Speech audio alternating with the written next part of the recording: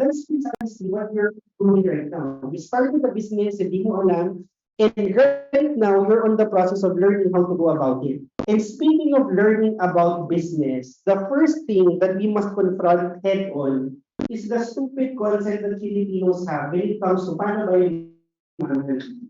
So, most Filipinos, lalo na kapag coming from families na hindi naman talaga tayo trained in business, di ba, ang palaging sinasabi sa atin growing up, uy Ryan, huwag kang masyadong magastos, magtipid-tipid ka, pag nakaipon ka, bili ka ng kotse. Ryan, huwag kang magastos, pag nakaipon ka, bili ka ng sarili mong bahay. Pero, one would say that thinking is so stupid because of this. So, mathematically speaking, assuming na lang you, the person seated there, you're able to save like 10,000 pesos a month, walang palya. As in buwan-buwan, hindi mo nagagastos. So, meaning to say 10,000 a month for savings, hindi mo na mabawasan forever hanggang mahit mo yung target savings mo. So, assuming you're able to save 10,000 a month, edi ba? Diba sa buong Pilipinas, I think, for every 1,000 employees, sino ba talaga rin nakaka-save ng 10,000 monthly? Diba? So siguro 5, 1 out of 1,000. But then again, kapag may medical emergency, diba, naubos naman yung savings. Pero let's assume, you're the person, sobrang mahiwaga kang tao, na talagang nagagawa ka. In 1 year, how much is 10,000 a month savings? That's only 120,000 in 1 year. So 120,000 savings for an ordinary employee. So, di ba? It's very rare for you to meet an employee na naging ng savings. But then again, kung titingnan mo, ano yung bibili mo sa 120,000? You cannot even buy a car. Siguro bibili mo iPhone. Pero di ba nakakaiyak naman yun? Nagtrabaho sa isang buong taon. Kung nabili mo lang yung 1 year, iPhone. Diba? So, parang tawag ganun napakalamat. Parang yung 1 year ng buhay mo is about cellphone. So, imagine mo, in 10 years, that's only easily 1.2 million pesos. So, sabihin natin, you're 21 years old, you save 10,000 per month. That's amazing. Wow, at 21 years old, 10,000 a month ka na agad. Oh, but still, 10 years later, already 31 years old, and you only have 1.2 million pesos. Diba? And that's 1.2 million pesos 10 years from now. Eh, ang 1.2 million nga ngayon, wala na rin siyang value. Diba? Kung titingnan nyo. And in 20 years time, ito yung nakakaiyak. Kung 21 ka ngayon, 20 years from now, 41 ka na, hindi ka na bata. 31 years old, bata ka pa nun. Diba? Pero 41, hindi na po talaga bata ang 41 years old. Diba? So 20 years from now, at you only have 2.4 million pesos. Baka kawawa. So, I remember years back, it was a small group training and somebody confronted me from the audience. Sabi niya, masyado na naman binibinitan yung mga tao, you're too condescending. Sabi niya, not everybody saves that little. There are people in the corporate world, they save more than that. So sabi ko, well sir, I'm not, don't take it personally, I'm just talking in general terms. Pero sabi ko, but anyway, I'm curious. Ikaw ba sir, how much are you able to save per month? Sabi niya, at least double than that. And so I started computing, what's double than that? That's only 4.8 million pesos. And malaman ko na yung sa nag-invite sa kanila, he's an assistant branch manager of BPI. Nagmaster na po sa San Ateneo and BPI. So sabi ko, ano naman muna ng BPI? Diba, at the end of the day, talking about finances, I'm not saying there's anything wrong with that, if that's the path you chose. Pero in the scheme of, diba, the financial order of things, diba, what's 4.8 million 20 years from now?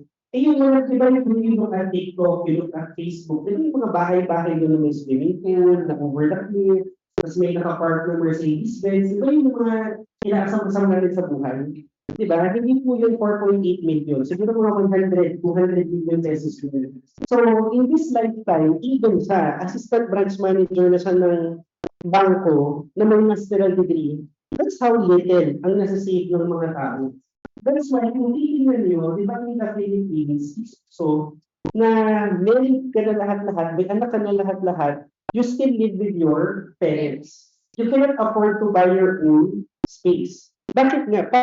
Paano kung makakabili ng sarili mong house kung ang savings mo is 10,000 pesos a month, even 40,000 pesos a month? Diba? You cannot achieve all those things kung yan lang ang naiipon mo. So for a lot of people, diba, parang shocking, hindi pala pwedeng i-save lang So what's the point? Kailangan talaga kumita ng malaking amount. And yung iba iniisip nila, yeah, I get the point you're driving at mentor. Kailangan mag-usana, kailangan seryoso, sa kaya nag-effort siya. Pero for me, it's the same thing. Di ba, effort naman din mag-work from age 21 hanggang 20, 30 years of your life. And ito, never ko na itong binago. Pandemic time pa yan. Di ba, two basic things. If you're a college graduate, of course, you would want to have your own house. You would want to have your own car. Di ba? So that example of a house, that's in San Jose del Monte, Bulacan. So it's not even within the metro area. So how much is that? That's 5 million pesos. And how big is that? That's 40 square meters. So 40 square meters is not even half of this room. Diba? And magkano yan? 5 million pesos. Eh paano yan? Wala ka pang 5 million. Diba? Kung ang pera mo, maintaining balance sa ATM, kung hindi mo yung halaman, diba? Yung,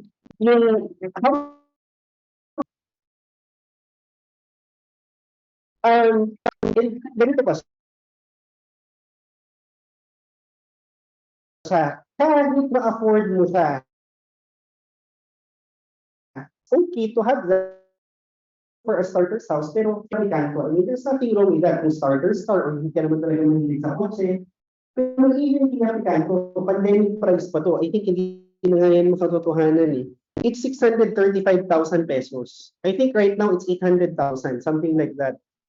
Diba, 800,000 pesos. Di paano kung natatabi mo lang every month 3,000? Diba, so it would take you like what, 20 years to buy a Kia Picanto? Diba, hindi pa kasama yung gas, hindi pa kasama yung parking, yung registro, insurance, yung phone.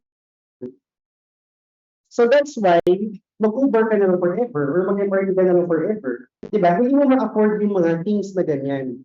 And that's why, diba, a lot of people, alam mo yung nagkakaroon sila ng anxiety, nagkakaroon sila ng depression, tulala na lang. Paano ka naman ngayon magtutulala? Ang sipag-sipag mo. Diba? Wala na resolve yung lahat ng kasipagan mo. So at the end of the day, it's all about working on the right opportunity. Hindi pwedeng sipag lang, hindi pwedeng tsaga lang. Kailangan you choose the right opportunity. Kaya yun, siyempre, kapag bata ka, especially you're a fresh grad, ang starting salary mo, let's assume 25,000, 40,000. And yung dito yung family mo, they're so excited. Wow, magpapakain si Ryan. Wow, may pizza from anak ko. So, siyempre kapag bata ka, gano'n naman yung yung mga expectations sa na hulong mo. Diba? Pero, yung come to realize at some point, shucks, parang wala talaga yung nangyayari sa career ko. Promote ako pero wala pa rin akong pera. Pero ngayon, since ang family background mo nga, hindi ka naman talaga, hindi naman kayo family of business people, anong bubulong sa'yo? Ay, okay din, Ryan. Don't worry, mapopromote ka din. Don't worry, ang important, magka-experience ka lang muna. Hindi, tataas naman din yung salary mo. So, tiis-tiis lang. Totoo naman yun. Diba? Mapopromote ka naman talaga, tataas naman yung salary mo. But they're not telling you the whole story. They're not giving you the full picture. What am I talking about? Totoo naman, as time goes by, tataas ang salary mo. Pero, at the end of the day, ang dami mo binabayaran. And as time goes by also, habang tumataas yung salary mo, tumataas din yung mga living expenses mo. Diba? That's why, kung titignan nyo, marami yung mga executives right now, or even big time people that I get to interact with through Yosana or through other networking opportunities. Dahil I really have this notion, kapag may tao, kumikita sa 100,000 in 1 month, parang ang sarap-sarap naman buhay niya. Pero you know what, ang dami kong classmates, they earn like $5,000, $8,000 a month abroad. Pero sila, they don't consider themselves financially okay. Bakit? Kasi iba na nga ang expectation when you're 35. Iba yung expectation if you're single, if you don't have kids yet. Pero ito pa yung nakakaiyak. As you get older, di ba nagkaanak ka, nagkaasawa ka, sasabay pa doon, tumatanda na rin yung parents mo. So you have to support your kids, you have to support your spouse, you have to support yourself. And at the same time, whether you like it or not, you cannot escape the fact that you have to assume also the financial burden of having to take care of your parents. Diba? Kaya suicide na lang. Hindi, joke lang. So, pero It's really not a joke. Kasi mahirap talaga siya. That's why, kung titignan mo, di ba sa Philippines na naman ng reality, and ito pa yung nakakaiyak. In the grand scheme of things, di ba, ilang decades yung inilat ng parents mo sa'yo just so they could get you a college degree. And at the end of the day, magkano lang ba yung kinita mo because of that college degree? Di ba, I'm not saying it's immoral or it's bad. Hindi naman sa ganun. Pero from a financial standpoint, di ba sobrang lugi lang sila? Tapos at the end of the day, how much did it amount to yung income mo per month? You cannot even call your parents, di ba, later, mami, magkano ginastos ko sa akin since birth. So, ako itong check bukas. Di ba? Then, you cannot even return that same favor to your parents. Kasi even ikaw na mismo, hirap kang buhayin ng sarili mo. Di ba? And ito pa yung nakakaiyak in the workplace now. So sabi nila, 10, 20 years ago, there was a time, ang parameter lang naman for promotion in a company, sino matagal na dito, sino bang loyal, sige, may job vacancy, promote na natin yan. Yun lang naman yung usapan dati. Eh ngayon, in the workplace, oh my God, labanan siya ng mga master's degrees. Palakasan siya. Sabi nila, in the workplace before, basta meron kang master's degree from UP Lasal, UST, di ba? Pwede naman kahit may MBA ka from Ateneo, who cares? May mga nag-MBA na ngayon sa Singapore. Di ba? Even if you have an MBA from Singapore, so what? May nag-MBA na rin na Pilipino sa US. And yung mga nag-MBA sa US, so what? May mga nag-MBA na rin sa Europe. Marami lang ganun, di ba? Yung mga study abroad. Pero nakakatawa dito, pagbalik nyo lahat sa Pilipinas, magkano ba yung salary increase na pinaglalabanan nyo? Di ba? 5,000, 10,000 pesos? Di ba? Or kahit sabihin mo 20,000 pesos? Eh, nakakaiyak pa, di ba, sa tax bracketing ng Philippines? Kung maas na yung konti yung salary mo, tataas yung tax percentage mo. So, kung ano yung yung salary increase mo, nilapat naman siya ng tax mo. So, parang halos hindi rin siya commensurate dun sa extra responsibilities na binigay sa'yo. So, ngayon, given that, darating yung point, you're already in your 30s, in your 40s, your family would start talking to you about, uy, Brian, magkano nakakaya? Mag-Saudi ka kaya? Yung kapitbahay natin nag-Saudi, nakabili na ng sasakyan, nakabili na ng bahay. Mag-Saudi ka na lang. Diba? So, ikaw naman, check mo, nga, ano kung meron abroad? Sige nga, mag-abroad, dollars eh. Pero, it makes financial sense naman. Kung wala ka talagang option, mag-abroad ka na lang. But the thing is about going abroad, number one, most Filipinos don't count the fact that when you go abroad, you get paid in dollars. Pero yung gastos mo naman din is in US dollars. That's why nga, for the people abroad, di ba hurt na hurt sila every time they come home? Kasi feeling yung family nila, they're cash cows. Alam mo yung parang hindi sila maubusan ng pera.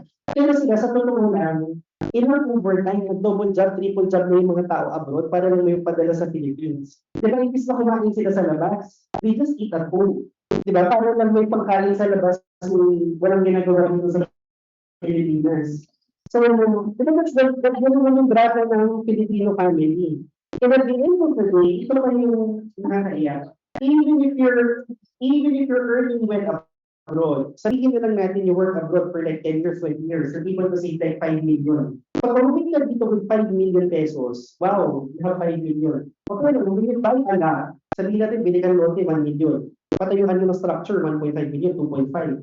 O bumili ka ng kumakarag-karag na SUV, another 1 million o 3.5 million na yun. Tapos syempre, babalatuhan mo lahat ng kamag-anak mo kasi welcome back, di ba? Sabihin mo, 500,000, hindi 4 million na yun. So, sila 1 million left. Eh ngayon, nag-attribute ka mag-open ng business. 1 million, nalugi. So, sabi 5 million mo. Wala yan. And you save that for how long? Like 10 years? 20 years? Diba yung mga OFWs, yung situation nila is really, kasi usually when they're there, alam mo yung sobrang lungkot. Kasi pag uwi din nila dito, it's so uncertain. Paano na kung kikita ng same amount? I'm used to earning this month. Kaya yung mga iba, they will try to retire here. Pero after like a year, 2 years, iba naghahanap na sila ng panibagong contract. Kasi hindi na nila mag-sustain. Unless you're an OFW and you're able to successfully start your own business here. Diba? E kung OFW ka naman, how would you start a traditional business like a restaurant? Pwede ka ba mag-open ng restaurant, remote control? Mag-sumus ka lang sa Zoom? Diba? Supervise mo yung mga tao mo sa CCTV. Hindi mo pwede yun. Diba?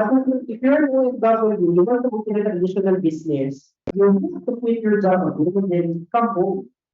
Kaya maganda yung sana, if you're an OFW, pwede mo to gawin online. So, kada you get to quit your job, and at the same time, you're building a business in the Philippines, all over the globe, wherever you sana operates in. What is the business model of Usana? And when I was new, I would never forget, si mentor na, sabi niya, yung OFW, that's true, you earn a lot of money. Pero sabi niya, you know what, it's biblical, yung families in general, hindi naman yan relate for you guys na magkita-kita once a year, once every 2 years, once every 5 years. Yung iba nga, di ba, very sad, parang 1 decade hindi umuwi. Iniwan niya yung anak niya 0. Pagdating dito 10 years old. Pag uwi niya, yun sa kailan na natin. Di ba? Parang there's no love, there's no experiences between them. Di ba? Kaya nandun yung financial support. Kasi sabi niya, being a family is more than pwede nga mag-abroad, you're only earning 50,000, may asawa ka, you have 4 kids. Anong dignified life naman ang mabibigay mo sa pamilya mo if you're only earning 50,000? So you really have to go abroad. Diba? And shockingly, no, in Eastern Mindanao, diba, as per our last census, there are over 150 million Filipinos. Pero it's a staggering number, 15 million out of 150 million. They're not in the Philippines, they're abroad working to send money back home. Diba? That's more than 1 in 10 Filipinos na wala sa Pilipinas. So for every 10 Filipinos, 1 is not here to send money back home. Diba? It's such a sad reality.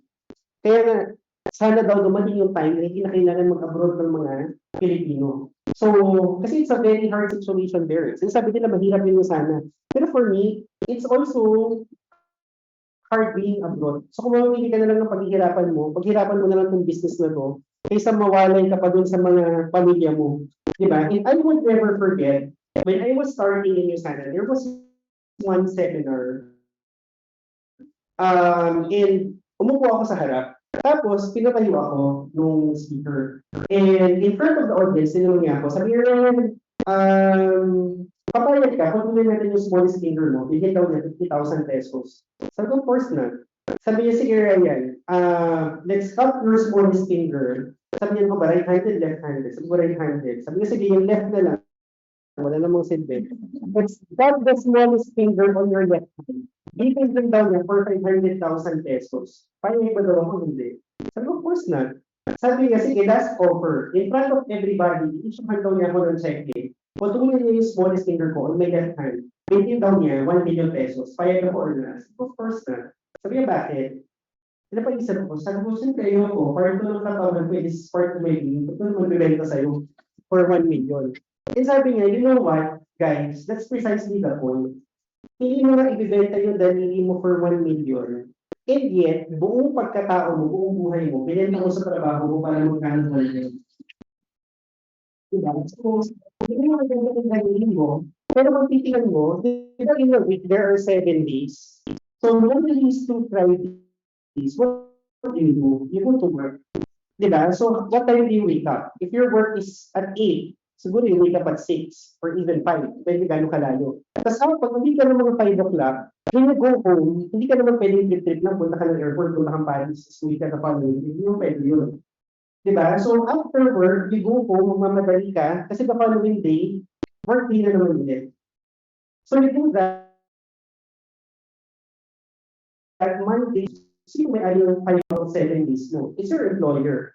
Diba? And on Saturday, days, what do you do? Siguro you do your errands, groceries, yung whatever kailangan gawin sa bahay, you have to take your family out, or see your special someone. Sunday, siguro labas, but not too much kasi you have to listen. The following day, work day na naman.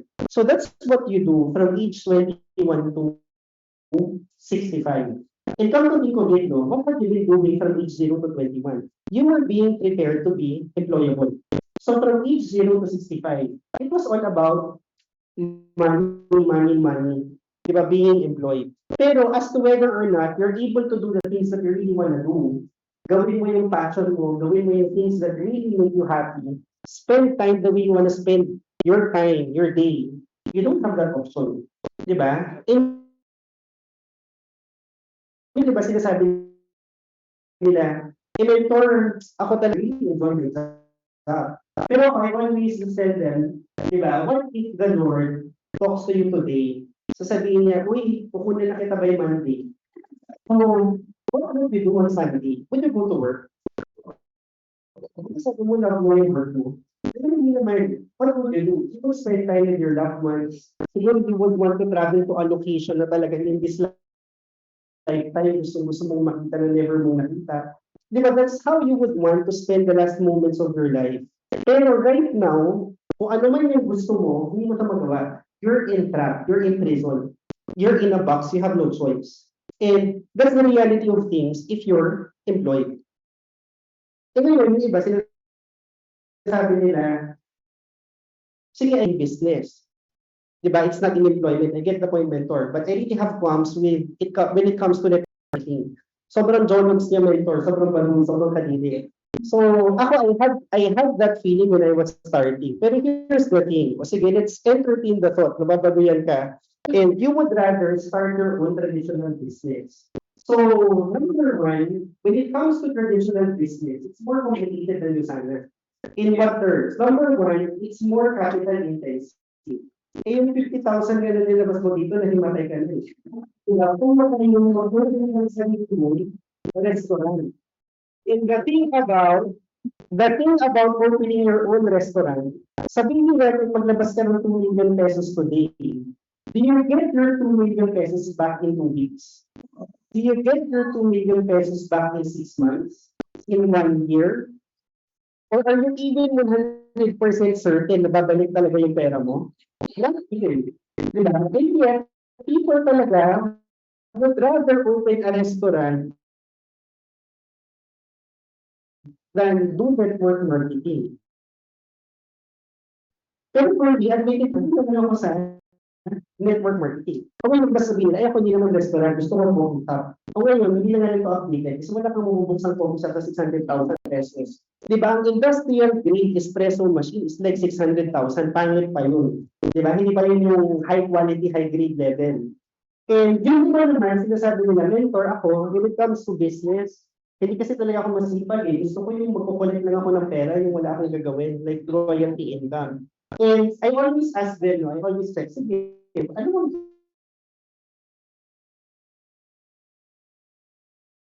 business na sa isip mo, what do you have in mind? When I reach a point na wala akong ginagawa, I rake in hundreds of thousands, millions of pesos to rental properties. Ito ko naman, we have the correct concept. But the thing about rental properties is this. Number one, we have properties to begin with. Kung wala pa, reality. Sabihin na lang natin, you have like 15 million pesos cash sa ilalim ng kama mo. Diba? And bukas na bukas din, hanapan kita ng very good location, bilhin mo yung lupa. So, with a budget of 15 million pesos, bili ka ng lupa, patayuan mo ng 3-door apartment. With that budget, yeah, siguro meron kang 3 unit na rental properties. Pero sa ganung amount, kachipan yun, hindi yan yung mga mapapalit mo ng 100,000 a month, 2,000 a month. Siguro yun yung mga nominal. Yung mga tipong per unit is 10,000. So times 3, you rate in like how much? 30,000. E times 12 months, magkano yun? 360,000. Times 10 years, that's how much? 3.6 million. Kaya mo na nilabas mo?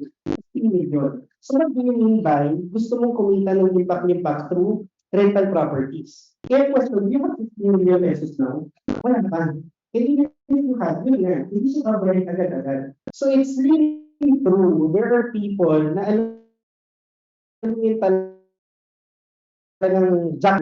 We had 20 houses na already in Makati, they have mga kung ano-anong lupa sa probinsya na ginawang economic zone, na nire-rent sa kanilang multinational companies. Pero for a middle class person to amass so many rental properties, that's actually parang suntok sa ban, sobrang hirap. If you're an OFW, siguro at best you can buy a house and bili ka ng small condo, yun pa rin mo. Pero I've never heard of a nurse na, di ba, nag-work abroad, tapos bumili ng 10 bahay sa Forbes Park.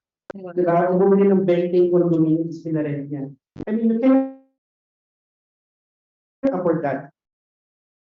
Kung yung iba naman, siyempre yung mga 21, alam mo yung mga Gen Z, sila yung mga tech savvy, mga sobrang matatalino ko no. So, sila, sabihin nila, well, mentor ako, I don't want rental properties, I don't want businesses, gusto ko mga forex, I want crypto investing, or yung iba, stock market. Pero ako naman, I really don't discount that, kasi baka naman sobrang talino, di ba? Sobrang talented mag-trade nung kausap ko. Pero first question ko palagi, how much ba do you invest? And ang palagi, siguro ang narinig ko naman from a fresh grad, parang 10,000 a month. Sabi ko, 10,000 a month times 12 months, that's 120,000. Eh ngayon, di ba, if the stock market is full, how much do you rate in? On average, 20%. What's 20% of 120,000? That's 24,000 only. Di ba? Less capital gains tax. Di ba may less 20% yun? So, 24,000 may tubo mo, less 20%, you rate in 19,000 in 1 year. E what can you buy with 19,000? Diba? Wala kang rent na 19,000. Siguro yung pangit na rent. Pero yung mga high-end rent, hindi mo din ma-afford yun. Cannot even buy a good. And the premise is, if the economy is good, you rate in, diba, 20%. Eh yung iba sinasabi nila, yung mentor and invest in Bitcoin. Diba? Yung money ko times 100 times 1,000. O diba? Nasaan na yung mga nag-invest sa Bitcoin ngayon? Diba? Na-depress na. So, kasi sabi ko lang times 100 times 1 million. I mean, it's really crazy. Diba? So, I'm not saying stop investing in forex, in crypto, whatever. I mean, sige, if that gives you, diba, bliss, diba, happiness na nag-invest ka dyan, okay lang naman. Pero, don't put all your eggs in that particular basket kasi that's very, very volatile. No matter ano pang sabihin ng crypto influencer, ng forex trader, expert, di ba? It's really, really so volatile. So, kung titingnan mo, we always underscore Usana is actually a perfect startup business, especially for people who never pang nag-business before. Number one, you don't have to forgo whatever it is that you're doing right now. Kung breadwinner ka, if your job is your only source of income, di ba kasi naman ng ulo na bigla ka na lang mag-resign at mag-start ng business. So yun yung sana, this is a business na you continue whatever it is that you're doing, and you do this on the side to supplement your income. Secondly, it entails small capital. For you to join yung sana, hindi mo kailangan maglabas ng 5 million, ng 1 million, ng 500 na credit card. You start here with, di ba, one visit, 30,000. What's 50,000 for a business? Di ba, what's 30,000 to get started? Tapos, libre pa yung mga. One thing that I really like about Usana, there's a system in place. So, you need to see the day you get started, kung kulitin ka ng mga tao dito to attend this training, attend that training, do this, do that, hit this, hit that, goal number 1, goal number 2. Alam mo, yung susunod ka na, just imagine, kahit mayaman ka, mag-open ka ng, I don't know, bake shop. Sabihin natin, meron kang 30 million, invest 5 million. So, even if you have the money, what do you know about running a bake shop? Di ba magka-trial and error ka? Wala naman mentor sa bake shop. Wala naman coaching doon. Diba? So, at the end of the day, if you open your traditional business, you're on your own. Even if you're loaded financially. Pero in sana, dito you join, wala kang kaan. Wala, invest a little amount of money, you buy products, pero ito, tuturo sa'yo step by step. And lastly, something that I'm really mind blown about this, the moment you start hitting $200 a week, Usana would require you to get, so meaning to see, all your income in Usana would be reported the same way traditional businesses do their reporting to the BIR. So what is that? What implication of this to your business? So meaning to say, the moment you apply for a visa sa US Embassy, the moment you apply for a bank loan, or whatever financial proof you require na you earn a particular amount of money, the income that you derive out of USANA, sa embassy, I was granted multiple entity, wala naman ko source of income. USANA lang. Diba? So, if you're an employee, hindi ka mag-grant ng loan for whatever amount that you want. The moment nakit mo yung mga 100,000, 200,000, whatever supplemental income you're able to earn sa USANA, you can present that sa bank percent embassies eventually. And ngayon, people is the time frame that they're giving themselves to succeed. So yung iba kasi, they would join you sana kunyari today. Eh, sasabihin nila, sige, I would try inviting my friends kung ayaw nila, stop na ako. Diba? I would try yung sana for like a month. If hindi ako yumaman after a month, I'm gonna quit. So, that's how people view you sana when they join. But the thing is, traditional business restaurants, pag wala kumain dito, yung ganun lang, diba? Or mag-open ko kung anong business. After 2 months, I didn't get my money back, quit na ako dito. So, business doesn't work that way. So, any sound business person, every time they would consider a business, they would always look at the 3 to 5 year profitability.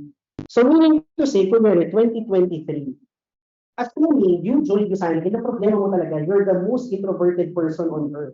Diba? Wala ka masyadong contact, nag-put in sales, wala ka talagang persuasion. It's so hard for you doing designer. Samantalang yung ikaw first year, they hit $1,000 per week. Pero ikaw, given your very best consistent effort in at having attended all the trainings, let's assume on your first year, given your best effort, you only average like $100 per week. So $100 per week in 1 month, hindi naman sa ganun kalaki, that's only like what, 20,000 a month? In 1 year, that's extra 250,000 from your side hustle. So extra 250,000, if you think about it, parang pwede na. Pero in reality, wala ka rin naman talagang mabili sa 250,000. Diba? Pero, I mean, kung side hustle lang naman, for something mulan mo pa lang, not bad na rin. Worth focusing on, pero don't look at the first year income. Look at the second year. Second year, assumption natin dito, yung ba, consistent na, $2,000, $3,000 per week. Ang assumption natin sa'yo, since mahihain ka nga, and super slow learner kang tao ka, $200 per week ang average mo. So, $200 per week, in a year, ang average mo is half a million per year, 500,000. That's not bad, diba? 500,000, you average like $400 a year. Diba third year, hindi ka pa rin nag-gold. You're only still just making $400 a week. Still, that's already 1 million pesos per year. Mukha siyang maliit. Pero mind you guys, yung mineral water station sa kanto ng village nyo, di ba we're only rating in how much? 20,000, 30,000 a month? Di ba yung maliit na sari-sari store, yung maliit na salon, magkano yun? Di ba yung income nila, 30, 40,000 lang yun per month. Di ba? Eh kung kumikita ka na dito ng 80,000 a month, $400 a week, tinalo mo na ang mineral water station. Tinalo mo na ang salon, ang grocery. Diba? For a business that you started for how much lang? It takes effort, it takes time. Pero for me, given this 3-year track, diba? I mean, it's really worth pursuing. And ngayon, let's go to the part, why do you have to consider USANA? So I started the training with a quote from Richard Branson. So ngayon, I'm about to show you a video snippet. So Richard Branson was interviewed and he was asked point blank, Richard Branson, considering you're a traditional businessman, you're a billionaire already, we're curious to know, anong tingin mo sa networking? Anong tingin mo sa mga taong nagne-networking? And surprisingly, no, this is what Richard Branson had to say about network marketing. So listen to this. Ayun, walang sound.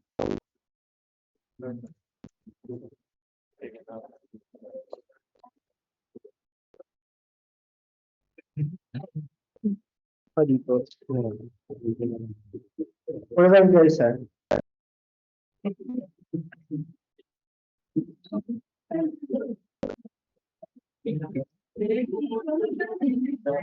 Or anyway, Senator Branson, just to give you the gist of his answer, no? Sabi niya, he himself, together with his wife, they did network marketing nung hindi pa sila mayaman.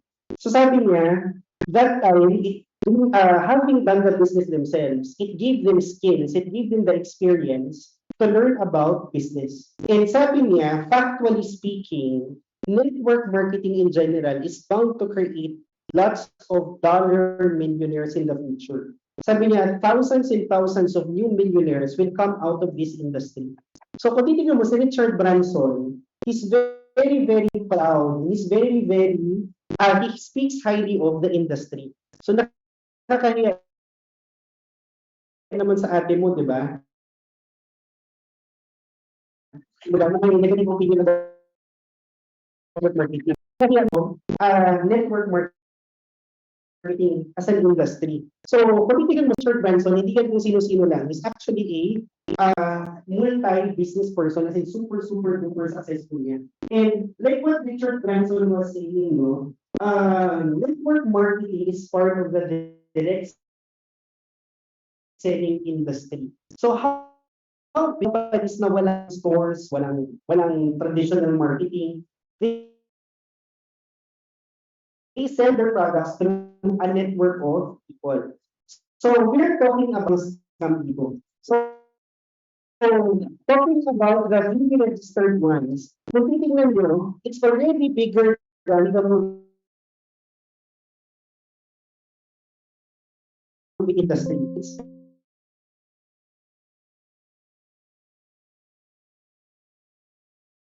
single industry. So when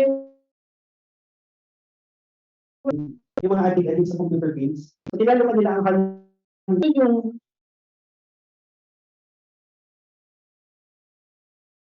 think about the selling. 1% of an user. He's a renowned economist and he's also a prolific writer. So very valued yung opinion niya. And he was quoted by the Direct Selling Association for this. Sabi niya, direct selling has its benefits. It's like opening a traditional business, may yung sakit sa ulo. Sabi niya, in traditional business, like kunyari na, restaurant, the moment you think about starting a restaurant, you have to think about 10,000 things all at once. So ano bang ulam? Adobo, diba? Sinigang, Italian ba? Japanese, Turkish, diba? Where do I find a good chef? Where do I source out good ingredients? Saan ba nakakabili ng ref? Anong magandang itsura ng placement? Anong magandang logo? Diba? Ilang seater ba kailangan? How do I apply for a sanitary permit?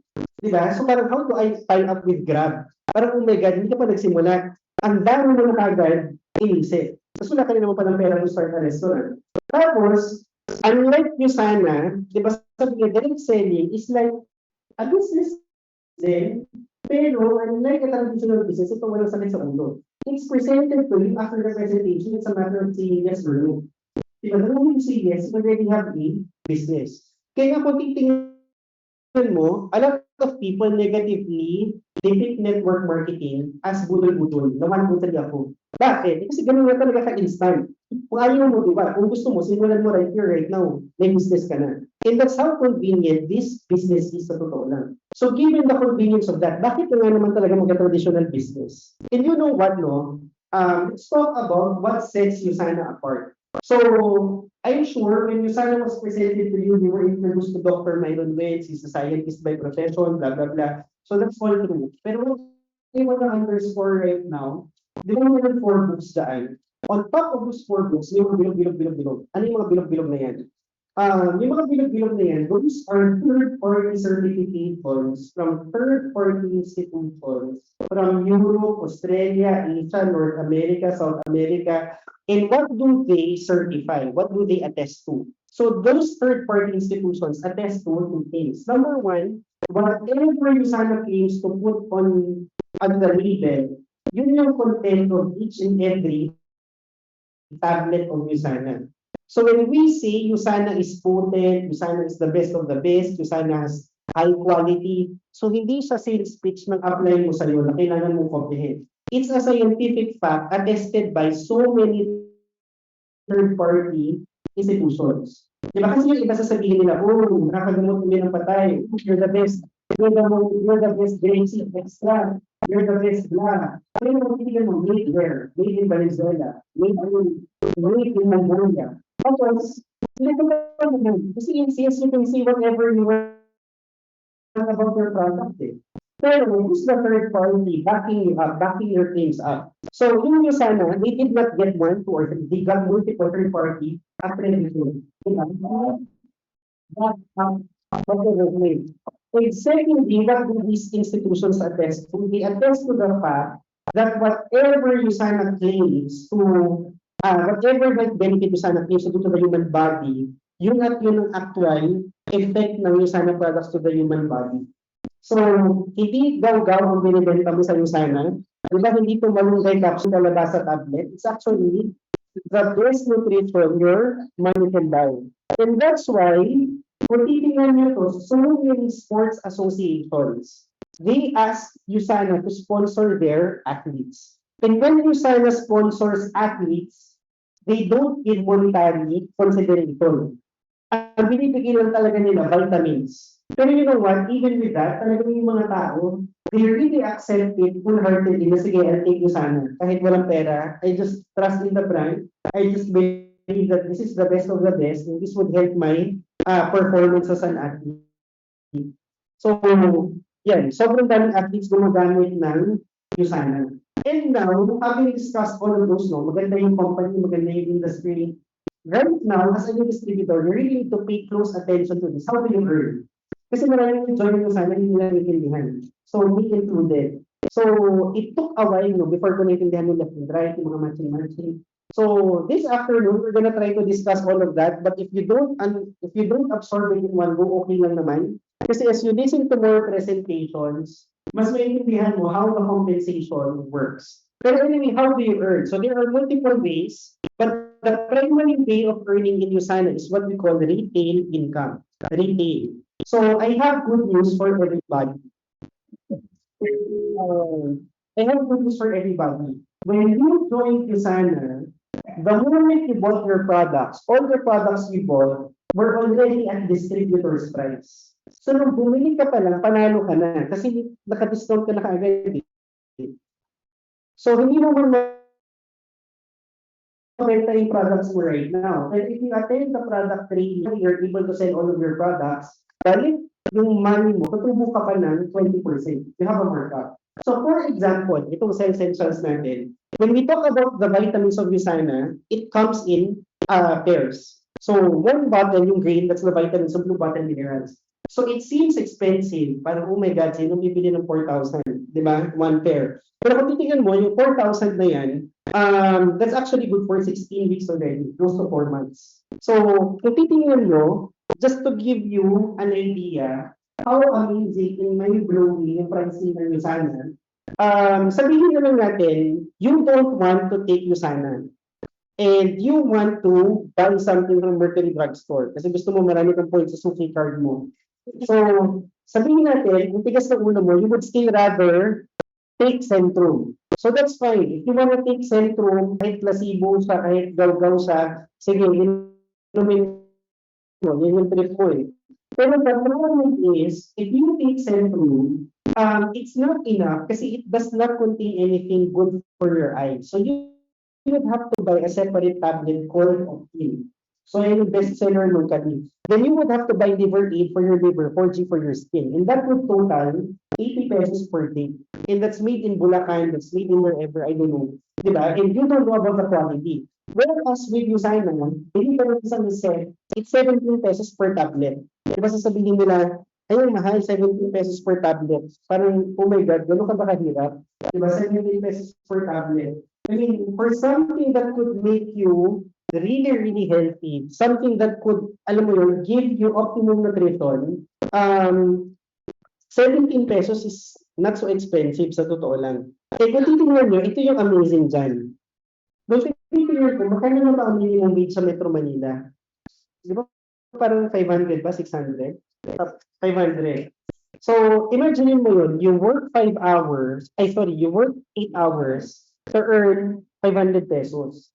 Eh, pag Punta ka naman ng vitamins, mga 5 minutes lang yun na kwento-kwento. Pag bumili sa'yo, so you have 500 pesos instantly. Diba? So, that's why, if you really want to break through financially, kailangan matuto ka mag-sales. Probably, you're not good now, pero kailangan matuto ka. Diba? Hindi pwedeng tatamad-tamad. Hindi pwedeng nasa comfort zone lang. So, that's the amazing thing about retail income. Every time you buy something discounted, the moment you sell it, you make a profit. And ngayon, if you don't know how to sell your vitamins, ask your coaches or mentors, kailan ba yung training nyo on the products? Kailan ba yung training nyo on how to sell the vitamins? Kasi lahat naman yung provided by your team. So para hindi ka mahirapan, attendan mo na lahat ng trainings na kailangan mong attendan. So the second way of earning is what we call weekly commission. So these weekly commissions, obviously, it's paid weekly. So the first thing na kailangan mo tandaan about the weekly commissions is Saturday 2 p.m. Philippine time. Saturday 2 p.m. Philippine time. That's the cut-off every week. So bakit ganun? Saturday 2 p.m. Saturday 2 p.m. Philippine time is 12 midnight Friday sa Salt Lake City, sa global headquarters. So here's the thing that you would find mind-blowing about network marketing. So if you're not a people person, wala kang masyadong kakilala, this business is actually very perfect for you. Bakit? Kasi ang kailangan mo lang sa weekly commissions is to refer people on your left and right. So, for you to appreciate this, di ba nung bago ka, you were being made to choose, ano bang gusto mo? One business center or 3 business centers? So, the difference between 1 business center and 3 business centers comes into play dito sa weekly commissions. So, for you to understand this better, let's discuss how the weekly commissions work kapag 1 business center. So kapag 1 business center, when you log into your account, you would see Ryan001 or your name.001. So you have one account. So for you to earn dito sa weekly commissions, all you need to do is to refer people on your left and people on your right side. So what if you're based here in Metro Manila and somebody from the Netherlands, meron ng kaibigan doon, and that person wants to sign up sa Lusana, Netherlands. So it's your prerogative, saan mo siya ilalagay, left or right. So supposing you choose to put that person on your left side, so you have a person from the Netherlands, every time that person buys from Lusana, Netherlands, all the points of those purchases would go up to your left side. Now, and what if this person from the Netherlands knows 5 people pa from the Netherlands? So those 5 people, every time they buy, the points would go up to your sponsor, and ultimately, it would still be counted na naman sa left side mo. E ngayon, what if the 5 people in the Netherlands know people from Dumaguete, from Germany, from Baguio, from Germany, kung saan man? Lahat ng bibilhin nila, referral of a referral of a referral of a referral, kahit 10,000 levels, 1 million levels deep, automatically, all the points would be captured by the system sa left side mo. So sa simula, you don't appreciate that kasi wala ka pa naman gumagalaw na network on your left and right. Pero just imagine, kahit hindi ka magaling, then just look for people na mas magaling sa'yo. If you don't know a lot of people, then just look for people na mas maraming kakilala sa'yo. If you're not good in sales, then just look for people na mas magaling sa sales sa'yo. And all you need to do is to recruit people left and right, left and right, left and right. And ngayon, how does the system calculate magkano ang commissions mo? Like what I've said, pagdating ng cut-off, titingnan nyo sana, ilang points ka ba sa left? Ilang points ka ba sa right? Kung ano yung points na mag-match, times 20%. That's your income in US dollars. So in this case, that's 1,000 left and right. So 1,000 times 20%. How much is your commission in 1 week? $200. So converted to Philippine peso, that's more or less 10,000 pesos 1 week. Believe it or not, there are so many people doing Lusana part-time, they earn that much, $100, $200, $300 per week. Diba? Minsan nga, amazing eh. Parang part-time nila sa Lusana, 50,000 naman. Full-time nila, 20,000. O, di ba sa nag-resign? Pero, kung yung trade nila, wala namang masama. Pero, there's really power in side hustle. Diba? Especially if you want to improve your finances. Ngayon, why were you being pushed to sign up sa 3 business centers? Ganito kasi kapag 3 business centers. When you log into your account, you will see there Ryan001, 002, 003. So each account has potential to earn their own commission. So supposing I have 4 people who joined me, And itong 4 people na to, spread ko sila in that particular way. So sa left and right of 02, left and right of 03. So how much commissions do I make if I have 3 business centers? So yung 01 ko, may sarili income, 02 has its own income, 03 has its own income also. So if you were to put them side by side, 4 people mag-join 1 business center, how much ang potential income? $200. Pero if you started with 3 business centers, 4 people who join you, and you put them that way, no, how much ang potential income? It's double. That's why when you were still a guest, you were being pushed to start with 3 business centers. Kasi same effort, same number of people you have to convince, but the potential income is different. So for the people who started with 3 business centers, very good. Kasi maximize mo yung sana compensation plan. But for the people who did not, there's actually a way to upgrade your account. I won't discuss that in detail. Pero after this training, ask your coach or mentor how to upgrade your account. So third way of earning in Usana is what we call matching bonus. Matching bonus. So when we say bonus, it's an added perk. Pwedeng ibigay, pwedeng hindi. Pwedeng you're qualified to receive it, pwedeng hindi. Depending on what? Depending on the status of your account.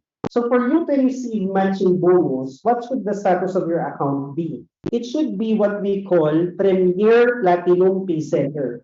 Premier Platinum Pay Center. So para daw makatanggap ka ng matching bonus, dapat yung account mo is what we call Premier Platinum Pay Center or PPPS para hindi nakakabulong. So how do you get PPPS? It's actually very, very simple. It's actually easier than you think. Kasi yung PPPS, you're given by Usana 2 months to do it, 56 days. So in 56 days, actually, very simple requirement lang naman, you need to recruit at least 4 people who would buy at least 1,600 points. So let's assume you get 4 people, and all of those 4 get 500 points each. So that's 500, 500, 500, 500. That's already 2,000. So automatically, you're able to sponsor at least 4, and you even went beyond at least 1,600. So automatically, you're PPPS. What if you're able to sponsor 4 people, tapos ang kinuha nila 300, 300, 300, 300. So you're able to hit the 4 people requirement, pero you're still not over the 1,600 requirement. What you can do, you can sponsor a 5th or a 6th or a 7th person, basta umabot ka ng 1,600. So actually, sobrang dali lang yan. Kasi kung titingnan mo, Usana is actually giving you 2 months or 8 weeks to do it. Pero in reality, here in the Philippines, we're doing away with manana habit. Kasi di ba mga Pilipino gagawin naman, pero mamaya na. So, kami really encourage, if you're really serious about Usana, yung PPPS, don't hit it in 2 months, don't hit it in 1 month, hit it in 2 weeks. Bakit? Kasi in 2 weeks, this is how it would go. First week mo, you get 2 people, second week mo, you get 2 people, and then 2 weeks are done. Kaysa, you do it in 2 months, 8 weeks, it's like getting 1 person every 2 weeks, or 2 people every month. So parang kang nag-open ng business, tapos dalawa lang yung customers mo every month. Parang ang tamad ba? So ako naman, I'm really a great believer in the saying, the beginning of any task shall affect its outcome more than anything else. The beginning of any task shall affect its outcome more than anything else. So meaning to say, kung sisimulan mo na rin lang, huwag ka nang tatamad-tamad, alam mo yung pag ng grudgingly, gawin mo na siyang all out, tapusin mo siya in like 2 weeks. So after this training, I really want you to take time to talk to your coach or mentor. Mag-game plan kayo how to hit PPPS in 2 weeks. So anyway, ano ba itong PPPS? Diba? Ano ba yung bonus na makukuha mo? Sabi sa Usana compensation plan, if the status of your account is PPPS, every time you recruit somebody, di ba the person you recruit also has the potential to earn in Usana. So whatever they earn, in total, kunwari you sponsor 4 people, the 4 people you sponsored correspondingly earn $400, $600, $200, $800. So in total, how much will they earn? That's like $2,000 in 1 week. If you're PPPS, you get a matching bonus of 15%. So $2,000 times 15%, that's $300 in 1 week. So that's like 15,000 pesos 1 week, matching bonus. Iba pa yung weekly commissions mo. Iba yung retail income mo. So just to highlight, no, I'm gonna give you an actual example of matching bonus. So this is Mentor Sheila. So she's an Emerald Director. So itong pinapakita ko 2012. So on the second column, that's the weekly commissions. Yung highlighted in red, that's the matching bonus. So kung titingnan mo, sa second column, that's 440,000. Sa third column, matching bonus, 270,000. So kung titingnan mo, yung matching bonus is actually a very, very big bonus. Kasi the moment you sponsor somebody na sobrang who will take you sana seriously, whatever they earn, you get 15% match. Kaya dito, you really need to work on your PPPS the first 2 weeks of your business. Clear, guys? So, last way of earning that we're going to discuss this afternoon is what we call auto-order bonus. Auto-order bonus. But before we discuss auto-order as a bonus, let's first discuss what auto-order is all about. So sabi sa USANA compensation plan, for a distributor to keep earning every month, you need to place a reorder of at least 100 points per month. So every time people hear about this, nasistress sila, parang, oh my God, bibili naman ako 100 points, kakabili ko na ng 300 points, kakabili ko na ng 500 points, now I have to buy 100 points again. Pero you know what, guys, huwag kang OA, kasi ang 100 points is what? Ang 100 points is like 3 sets of vitamins. So, itong 3 sets of vitamins, siguro 1 pair you consume, the other 2 pairs you share to your family or you sell to other people. Pero as a business, kung ang maintenance mo lang is 3 pairs of vitamins, that's actually sobrang baba nga ng business maintenance mo eh. Kasi again, if you open a traditional business, how much is rent? How much is the minimum wage of one employee? Diba? How much is in utilities mo? Unlike you sana, even if you earn 200,000 a month, ang maintenance lang that you sana would require from you, kung business center 1 lang siya, is 100 points. Maximum na dito, kahit you earn 100 million pesos a year, ang requirement lang niyo sana sa'yo at the very least is 200 points. Diba? Sobrang nakakawaw. Yan lang ang monthly maintenance niyo sana. But anyway, there's something about the auto order that was not discussed thoroughly to you when you were a guest. Later, you would really love it about the auto order. But before we go to that, ano ba itong auto order bonus?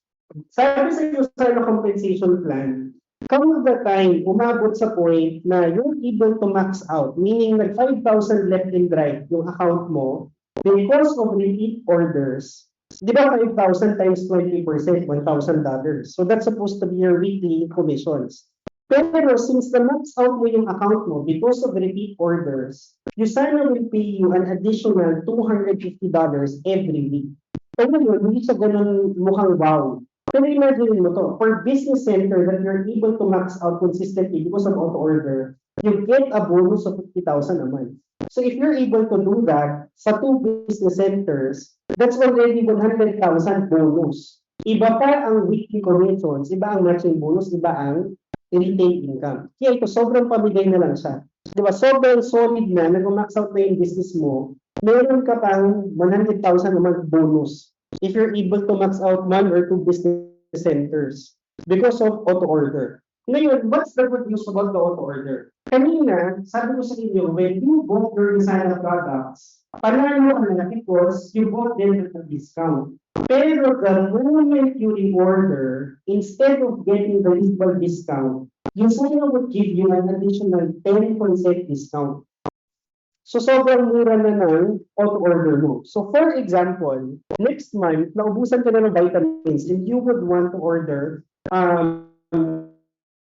3 sets of vitamins. So how much is that? One set is 3,490. So times 3 pairs, how much yan? Sorry, 10 something, mali ko. 10,470. So less 10,000, less 1,047 pesos, lumalabas, sobrang mura na lang yan. It's like 3,000 pesos almost per set. So yun naman yung cost ng vitamin sa'yo. So every time you send your pair, you almost get like 800 pesos. Diba? Because of the EO discount. So by the time sabihin sa'yo ng mentor mo, wait, it's time for you to auto-order, that's actually your chance to restock kung ano yung ubos ka na. Or that's actually your chance to buy products na hindi mo nasama sa initial order mo but you would want to try for yourself. So anyway, your coach or mentor naman would tell you when the time is for you to place your auto order. So actually, apart from the auto order, meron pa tayong leadership bonus, meron pa tayong mga kung ano-anong pa-contest, travel incentives, hit bonus. But for the sake of simplicity, since we have ng advanced, you're not gonna tackle those. And now, we're down to the last part. Ano na lang to, 10 minutes or less. Pero you have to really pay close attention kasi ito na yung what do you need to do for you to really get your business started. So we call these 5 fingers because these are like 5 basic things that you should master at the tip of your fingers. So number 1, this sounds corny, this sounds so nonsense. Parang, di ba nag-join ka ng business? And the most important thing daw about business is knowing your why. O di ba? Parang ang baduy. So anyway, ano ba yung knowing your why? So I've been doing this business. Yung great interviews kay nila Manny Villar, kay nila Richard Branson, kay nila Bill Gates. And almost always, there's a cliché question. Bill Gates, Richard Branson, Manny Villar, oh, you're a successful business guy. What would you advise the guy who's starting his business today? And you know what? It's a cliché question. And they always give a cliché answer. Ano sinasabi nila? If you're a starting business person, you really have to be clear with why you want to succeed in business.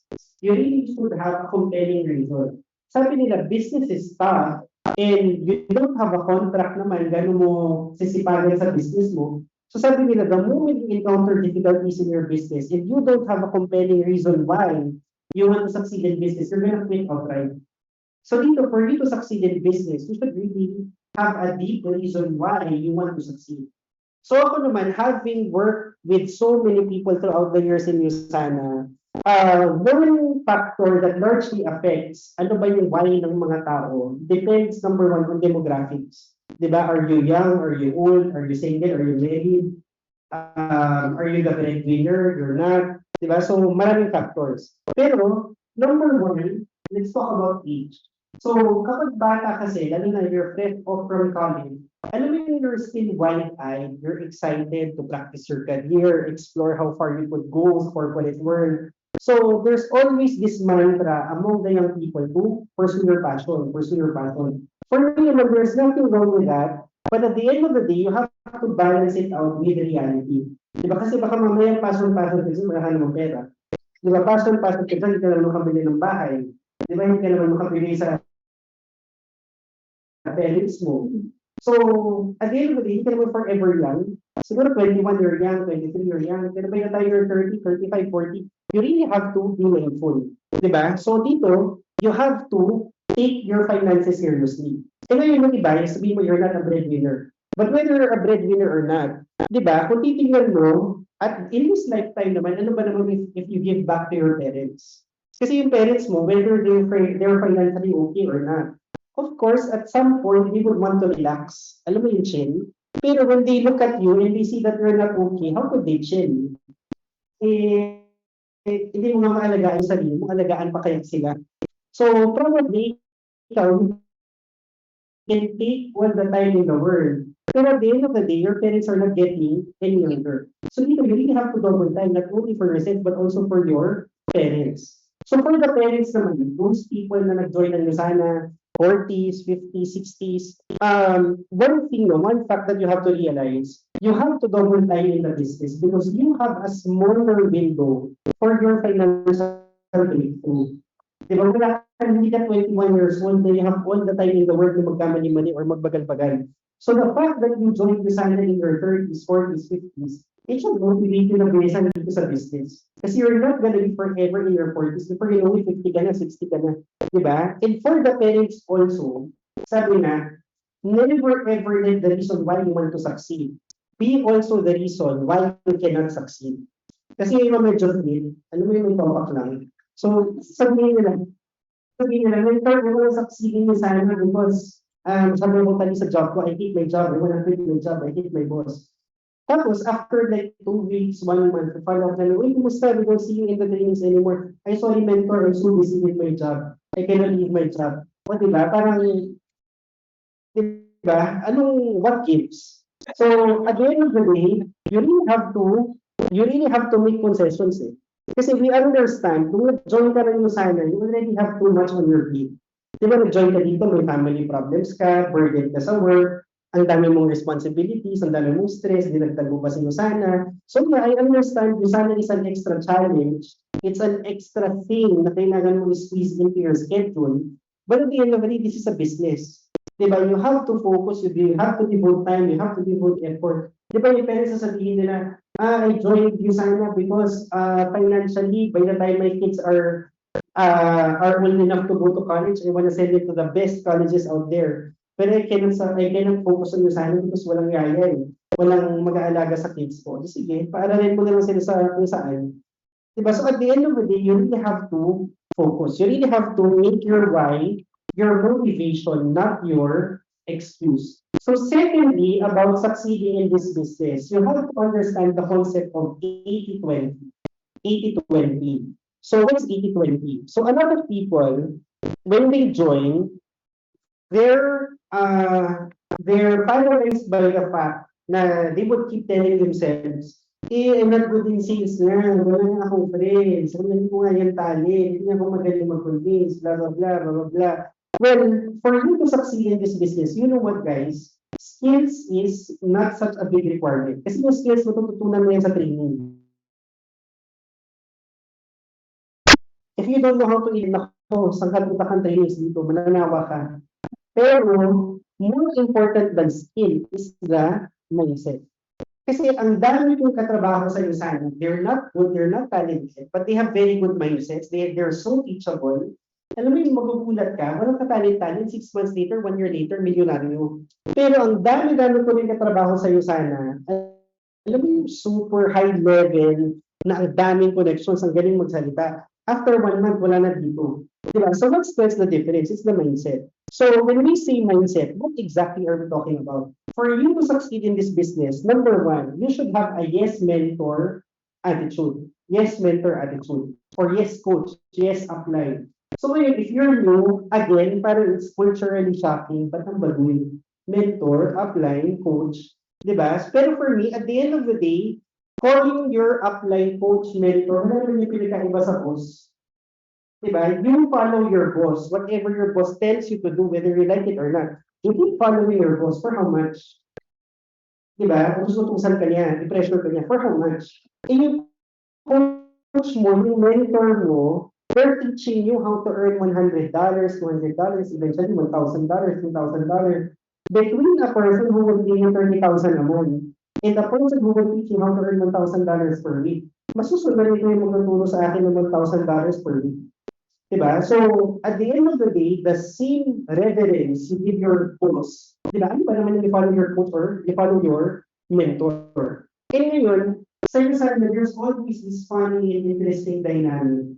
Probably, nag-join ka, your 40s, you're a successful corporate executive, kasi yung apply mo 21 years old. Diba? So parang weird lang, ba't sunod sa batang ko? Yung naman ako makikinig-kinig dito. Pero at the end of the day, no, whatever success you have outside, as much as we admire you for that, we don't care. Pagdating dito sa Usana. Kasi when it comes to Usana, it's a different ballgame. Di ba probably you're a good banker, you're a good engineer, you're a good whatever, firefighter, pero hindi naman to engineering. Di ba networking to? So, matuto ka, magpatulong ka how to build a networking business. So secondly, about having a good attitude, you should have a good learning and listening attitude. You should be teachable. So in one of the earliest trainings I attended, sabi doon, one of the primary reasons bakit ang Pilipino hindi naging successful, it's always because they always think that they're right. Ang Pilipino, mahilig makipagtalo. Alam mo yung tuturuan mo naman, kailangan naman talaga nila, pero they would always insist na tama sila, wag mo silang turuan. Pero sabi, if you think you're right, but you're not rich, then you're wrong. If you think you're right, but you're not rich, then you're wrong. Kasi you cannot be right. Ang galing-galing mo naman. Pero mahirap ka. Diba? So, ba't ganun? So, diba? If you do the right, hindi ka naman nangyari. Hindi ka naman makinig ka na lang. Diba? Magpatulong ka na lang. Diba? So, minsan kasi tumatabay pa yung process na hindi mo na alam, magpatulong ka na lang para you can execute it well. Diba? Mas mabilis ang process. So, I remember nung pandemic, ito, I always share this story. Kasi meron akong classmate, nag-aral pa ako ng PBPS na to. Kinulit ko to na kinulit. Kasi kulang pa kami ng one sponsor for PBPS. Kasi di siya nag-join. Tapos nung pandemic, out of the blue, sabi niya, Ryan, ano na nga ba yung sana? Explain mo yun sa akin ulit. Tapos after explaining yung sana, natuwa na ako talagang nag-enroll. Tapos sabi ko, sige, welcome to you sana. Later, Zoom tayo ulit and give you an LDO. Itong buong training nito, sabi ko sa kanya, mag-Zoom tayo, i-NDO ko sa 101. Tapos sabi niya, hindi lang Ryan, they have meetings mamaya. Sabi ko, ba yung last meeting mo? Sabi niya, pagod na ako noon. Sabi ko, ay sige, sakto tomorrow, Friday. Sabi ko, what time ba tapos ng work mo tomorrow? Sabi ko, marami rin akong meetings tomorrow, Ryan, pagod na ako noon. So sabi ko, okay, sige, Saturday na lang after cut-off sa'yo sana. Anyway, wala naman akong gagawin. So sabi niya, ay, Ryan, grocery day ko yan. Tsaka yan lang gawin din na maglalabas siya. Tapos sabi ko, sige, what about Sunday? Sakto, wala namang gagawin. So wala namang simba, wala namang church. Sabi niya, Ryan, rest day ko yan. Kasi gusto niya rested siya sa work niya bukas. Tapos sa loob-loob ko, ba't nag-join dito? Ano gusto mo mangyari? Kaya naman sasabihin niya, at the end of the day, nag-join siya ng Usana, walang nangyari. Kasi sabi niya nangyari sa kanya. Sabi niya, naku, nag-join ako ng Usana, it's not for me. It did not work for me. Hindi naman sa it did not work for me, it did not work it. Nagkaiba yun. So dito, you should really, be teachable and allot time talaga to learn the business. So thirdly, for you to progress here, kailangan ma-master mo yung compensation plan. Again, if you did not understand it fully kanina, okay lang. Kasi as you, again, listen to more presentations, attend more trainings, ipintindihan mo siya. So currently, for you to succeed in Usana or in any business, you should have a prospect list. So, kapag bago ka dito, you will be shocked. Alam mo, it's like a big defeat every time people would tell you, naku, Ryan, nag-join ka dyan. Maraming nag-join sa Usana, hindi naman sila kumita. Yung pinsan mo, yung office mate mo, yung tita mo, ganyan, you did not earn. And you know what, guys? Every time you would encounter that side comment, don't be shocked kasi that's true. Maraming nag-join ng Usana, wala talaga silang result. And then I'll tell you why. It's because they joined Usana and they never bothered to come up with the prospectus. And why does that make people quit? It's because, and then wait to you. Kapag wala kang prospectus, you would rely on your memory. Hindi ka naman Einstein. Diba? So, on memory, using ka naman isip mo. So, ang mangyayari, ang gagawin mo, kausapin mo yung dalawang kapatid mo, girlfriend mo, boyfriend mo, dalawang churchmate mo, tito mo, ate mo, seatmate mo sa office. So, after contacting 10 people, unfortunately, itong 10 people na to, saktong-sakto, they don't like your vitamins and they don't like your business. And yun, itong mga tao to, instantly, they will conclude, sabi ko na nga, scam ako dito sa Usana. Wala talagang gustong bumili, wala talagang gustong sumali. Di ba parang, kung tingnan mo from outside looking in, talaga, after talking to 10 people, sarado na yung business mo, quit ka na kaagad. So that's the problem if you don't have a prospectus. Whatever business you open, you should have a target market, di ba? You should have a target list of people who you would be offering your products or services. So, ngayon, if you don't have that, insurance ka man, restaurant ka man, car sales ka man, tepo ka. Kasi, wala ka talaga yung bibentahan.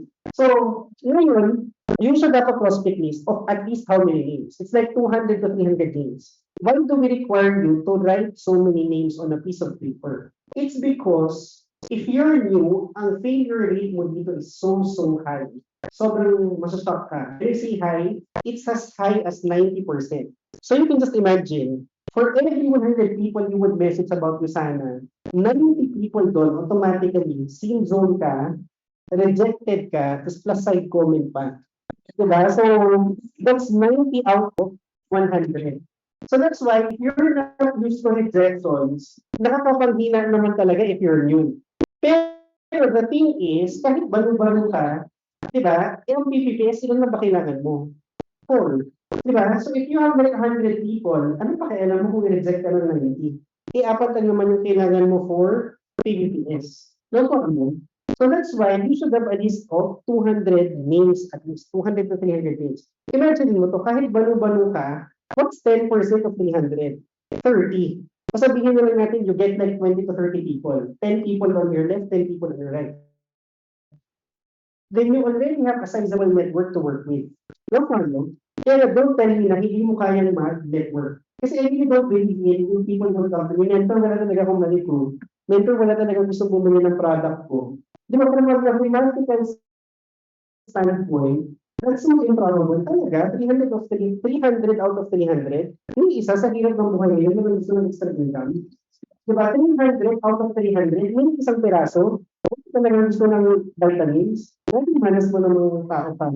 Diba? So, it's not na walang makuha yung mga tao. It's just that they don't go about their prospecting systematically. Kaya dito, for you to succeed, you should really have a prospect list. So ngayon, there are ways of mentor, how do I invite? What do I say? What do I not say? So I won't share a particular technique. I would leave it up to your coach or mentor to teach you ano yung best way. Pero when it comes to hitting your PPPS, let's focus on that. Of course, like what I've said, gusto natin sa makuha in like 2 weeks. So I'll give you 2 advanced tips when it comes to hitting your PPPS. So number 1, if you want to hit your PPPS, if you want to build your network, number 1, you should target a specific group of people. Huwag kang mag-i-invite ng BFF mo, ng tropa mo, or mga taong walang magawa sa buhay. Kasi usually, when people join network marketing, they have this tendency to think, sino mo nang ginagawa? Sino mong tambay? Inviting ko yan sa business ko. Di ba? Pag nag-open ka ba ng business, ganun ba yung mentality? Hindi naman, di ba? Maghahanap ka, sino bang competence? Sino bang magaling? Pero the problem is this, if you target people walang magawa sa buhay, ano yung you present the products to them very well, you present the business to them, and at the end of the presentation, if you ask them, maganda ba yung products? Yeah, maganda. Maganda ba yung business? Yeah, okay. Maganda siya. Ano, simulan natin. Pag-isipan ko muna. Busy ako eh. Pag-isipan ko muna, wala akong time sa ganyan, hindi ko yan linya, wala akong budget sa ganyan. And number 1, alam mo yun, kung pwede mo lang diretsuhin yung guest, parang wala ka na ng pera, nagdalawang isip ka pa about extra income. Di ba? Hirap ka lang, magdalawang isip ka pa about side business. And that's the problem with Filipinos. Diba that's the problem with Filipinos? Di ba? Alam mo naman nagulot sila sa buhay. Alam mo na hindi enough yung inflow nila. Pero yung magdagdag ng extra income, pag-iisipan nila, di ba, it's so illogical. But at the end of the day, it's so hard to convince people na tamad. It's so hard to convince people na walang drive. That's why, when I was starting sa Yusana, I was really dumbfounded. Sabi ko, parang kung sino-sino lang talaga yung nauuto to join Yusana, no? Parang gano'n, kasi may manager, may graduate, may undergraduate, may matanda, may bata, may mayaman, may mahirap. So nung una, parang I was trying to figure out what's the commonality among the people who end up joining. And what I realized, in retrospect, people who join Yusana have one thing in common. They have this desire to improve their situation. So right now, siguro superficially, feeling mo na unto ka dito, but that's not the case. Even prior to Yusana being presented to you, in your own quiet moments, isip-isip ka, what can I get into ba? How do I increase my income? Ganito na lang ba yung buhay? Pwede bang mas maging prosperous? Walang bang opportunity dyan na pwedeng gawin? Sakto na-invite ka sa networking. Sakto na-invite ka sa Yusana. You were averse at first. Hindi ka naman gano'n ka-open sa networking. Pero nung nakita mong it makes sense, since deep inside naman talaga, you're actually thinking of ways and means to improve your situation, you said yes to it. Diba? Kasi hindi ka naman auto dito if you don't want to improve your situation. Nagkataon, probably you need prospects, they need the products, they need the business, they need the extra income, but they themselves, they're not decided na they should improve their lives. So it's very hard to convince people like those. That's why tip number one, if you're building a network, you should invite a specific group of people. And when I say specific group, you should invite driven people, ambitious people, successful people. Kasi these are people na when you present the business to them, maganda yung products, maganda yung business, I have no time for that eh. Pero sige, singit natin. Hindi ko yan forte eh. Pero may trainings naman, di ba? Sige, pasukin natin. So that's how successful people think. That's how driven people think. They would go out of their comfort zones. They would be willing to learn new things just so they could add value to their lives. Diba? So invite driven, ambitious, successful people. Secondly, tip number 2, before mo i-invite yung sinabi ko sa number 1, invite mo na rin muna nga yung family and friends mo. Kasi meron mga bago, they would withhold inviting their friends and family. Kasi iisip nila, kahit naman inviting ko yung kuya ko, kahit naman inviting ko yung best friend ko, yung office mate ko, pagtatawanan lang nila ako unless I have results to show. Pero the thing is, kung titingnan mo, 90% of people who join network marketing are negative about network marketing. Diba? So ito, itaas yung kamay nyo, prior to you sana, sino dito yung negative about networking? Taas yun. Look around the room. O diba? Pero nag-join yung mga taong yan. So, I think that's precisely the point. Even if they're negative, they're misinformed about it. And yung job natin is to inform them what a good network marketing company is. And Usana is the best example of that. So tip number 2, invite your family and friends. And thirdly, ito, advanced tip number 3. For you to really be able to build a network, tandaan nyo, rejections mean nothing. Rejections are worth nothing. So what do I mean by that? So kung itong laptop na to, this is like 80,000, 90,000. If I lose the laptop, how much do I lose? 80,000, 90,000 worth of a laptop. If I lose a wallet, yung wallet may 10,000 pesos, how much do I lose? I lose 10,000 pesos plus the value of the wallet. Ngayon, if 100 people reject you, monetarily, magkano ba yun? Magkano ba 100 rejections? 5,000 ba yun? 500? It's not even worth 50 pesos. It's not even worth 5 pesos. Pero ang problem, when people reject you, ano mo yung parang bumuho na yung mundo mo? So parang feeling mo, luging-lugi ka na. Pero kung okay na saan ba yung malugi doon? It's just your perception of the rejection. Pero at the end of the day, all you need to do is to talk to people, talk to people, talk to people. Diba? So if you have that in mind, diba, invite quality people, invite your family and friends, invite everybody, and never mind the rejections, just talk to people, talk to people, talk to people, and attend trainings. Magugulat ka, if you do that consistently, you'd be shocked what you'd be able to achieve in this business. And lastly, no, as I end, tandaan nyo, the most important thing for you to succeed here is for you to immerse yourself in trainings. So meaning to say, kailangan alamin mo what business you got yourself into. So, meron kasi mga bago, every time they ask to attend trainings, alam mo yung nakahasel sila, oh my God, may training na naman, may training na naman. Parang, oh my God, di ba nag-open ka ng business, ba't ayaw mo siyang aralin? So, in business, you cannot succeed in any business unless you know how to run that particular business. You cannot succeed in a gasoline station business if you don't know how to run a gasoline station. You cannot succeed in a grocery business unless you know how to run a grocery business. So, it's the same thing with Usana. You cannot succeed in Usana unless you know how to run a Usana business. That's why madaming trainings. That's why you're being asked to attend and attend. Kasi the more you learn, the more mo alam yung business, the more you earn. And what is your mentor pushing you to attend all these trainings all at once? It's because the faster you learn, the faster you will earn also. Kasi you could be earning $100 per week in 6 months' time. But you could also be earning $100 per week in 1 to 2 months' time. Diba? So kung pwede mo itong gawin ng mabilis or mabagal, why would you choose na gawin siyang mabagal? Di gawin mo na siya ng mabilis. And something that we recommend to everybody, lahat naman tayo, we're all part of teams. So lahat ng teams nyo, lahat ng teams natin, we have prescribed trainings. So if you could attend all of those sa Zoom in person, kasi really take time, really go out of your way to attend all the trainings as much as you can. And magugulat ka, sa ngayon, we don't know how to run it, pero in like 3 to 6 months, magigets mo din lahat na kailangan mo magets. And in closing guys, no, actually I'm already done.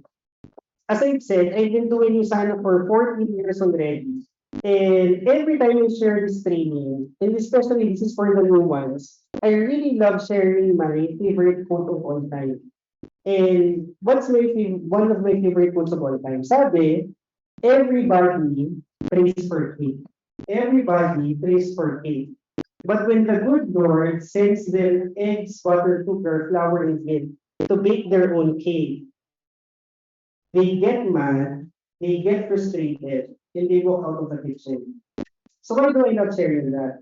For me kasi that quote is very apt sa mga bago sa sana, and it's very apt sa mga Pinoy in general.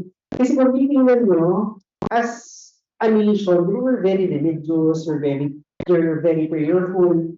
Alam mo, we always talk to the Lord, Lord, can you prosper me? Can you bless me? Can you improve my life? Can you improve my finances? And ako, regardless of religion, yung sinasabi naman, the Lord really wants to bless you and prosper you. But the way the Lord operates, hindi naman nahihingin, ano ba kung earn ng Gcash mo? Diba, I send you 1 million pesos. Diba, what's your dream car? I talk to a customer, have that unit delivered to your garage. Or what's your dream house? I talk to a contractor, patay mo for you. Diba, that's not the way the Lord operates. So every time the Lord wants to bless you, prosper you, what does the Lord do? Ang ginagawa niya, He sends an opportunity your way that could serve as your breakthrough. And it's also providential. Alam mo yun, the Lord sends you an opportunity. Pero ang problem mo, you don't know how to do it, wala kang kaalam-alam. It's also providential. Alam mo yun, the Lord also sends you the right set of people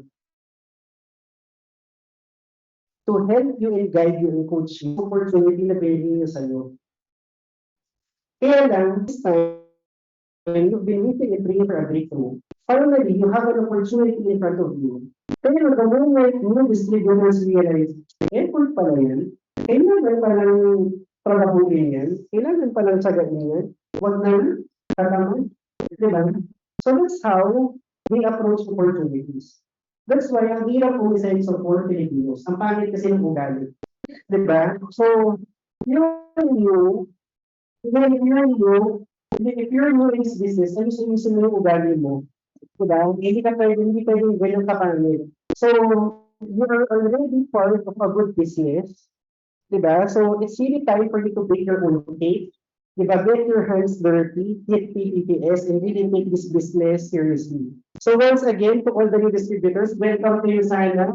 Welcome to all the distributors.